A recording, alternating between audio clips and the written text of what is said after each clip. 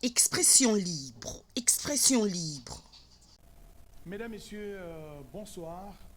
Le président de la République a pris une loi, il vient de signer donc une loi, la loi numéro 25, barre 056 du 22 décembre 2025 portant habilitation du gouvernement.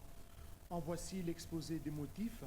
Le gouvernement de la République a inscrit dans son programme d'action inspiré par les engagements du président de la République, chef de l'État, pris lors de sa dernière campagne électorale, un certain nombre de priorités, au nombre desquelles figurent la restauration de la paix, l'assainissement de la gouvernance économique et financière pour faire face à des défis structurels liés notamment au climat des affaires. La restauration de la paix exige, dans le contexte actuel de notre pays qui fait l'objet d'agressions dans sa partie est, d'une part, le maintien de l'état des sièges en cours et d'autre part, les réformes du système judiciaire militaire en vue d'assurer la discipline et de lutter contre l'impunité.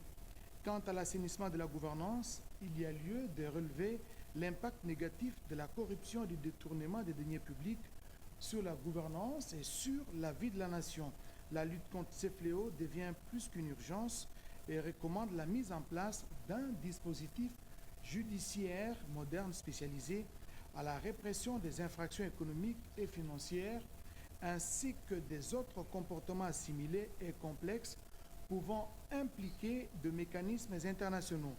L'introduction dans la structure du système fiscal congolais dès le 1er janvier 2026 de l'impôt sur les sociétés et de l'impôt sur les revenus des personnes physiques appelle l'adaptation des dispositions relatives à l'imposition des revenus contenus dans les législations spécifiques comportant un régime fiscal, à savoir les codes miniers, les codes des investissements, la législation portant régime général des hydrocarbures et la législation portant principes fondamentaux relatifs à l'agriculture.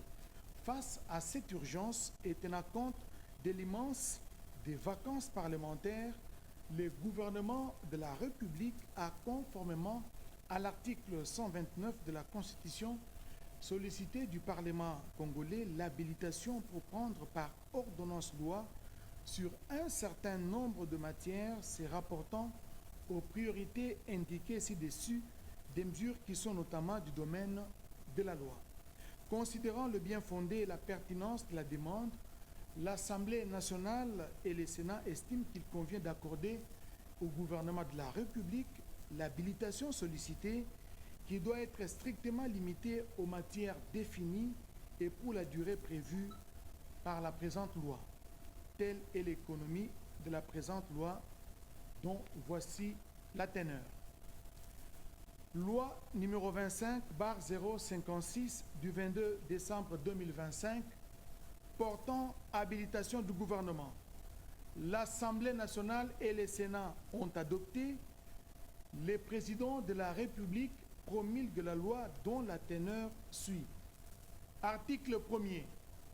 La présente loi habilite le gouvernement à prendre par ordonnance loi les mesures telles que précitées, telles que reprises à l'article 2 de la présente loi, conformément à l'article 129 de la Constitution.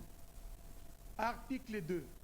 Sont concernés l'autorisation de la prorogation de l'état des sièges proclamée par l'ordonnance numéro 21/015 du 3 mai 2021 dans les provinces de l'Ituri et du Nord Kivu. La modification de la loi numéro 023/2002 du 18 novembre 2002 portant code judiciaire militaire, la création, l'organisation, les fonctionnements et les compétences du tribunal pénal économique et financier TPEF et du parquet national économique et financier PNEF y rattaché. L'adaptation des législations spécifiques comportant des dispositions relatives à l'imposition des revenus. Article 3. Les délais d'habilitation accordés au gouvernement prend cours pour toute la durée des vacances parlementaires, soit du 16 décembre 2025 au 14 mars 2026. Article 4. Enfin, sous peine de caducité, Les ordonnances lois prises en exécution de la présente loi doivent faire l'objet des projets de ratification à déposer à l'Assemblée nationale et au Sénat dans les 60 jours de leur publication au journal officiel de la République démocratique du Congo.